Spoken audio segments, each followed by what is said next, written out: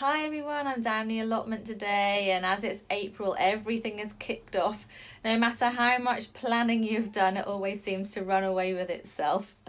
But things are looking great out there. There's so many spring bulbs, the birds are singing away in the trees, and there's loads of life. So April really is the month to get cracking with growing your own in the garden and if you have an allotment.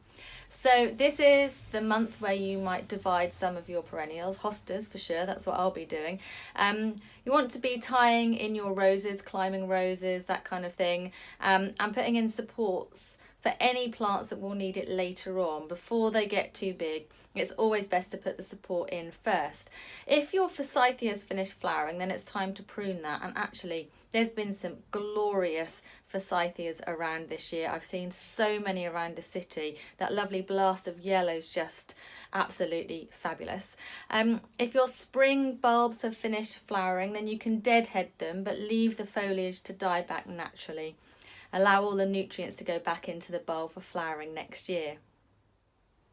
If you are growing your own food, you might want to cover some of your beds. It warms the soil up. It keeps the soil a bit drier as well. I actually don't do that. I never warm the soil up. We have quite mild weather here in Norfolk, and I'm quite patient with sowing and planting, and so generally I don't plant out too early anyway. But if you are ready to get planting and you want to warm up that soil, and you can cover it over with some horticultural fleece or some ground cover in some way.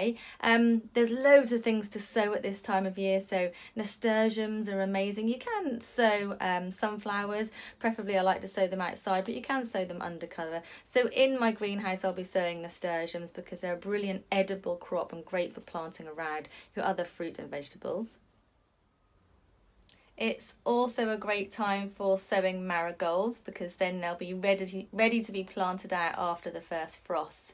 And also it's a really great month for planting up your hanging baskets.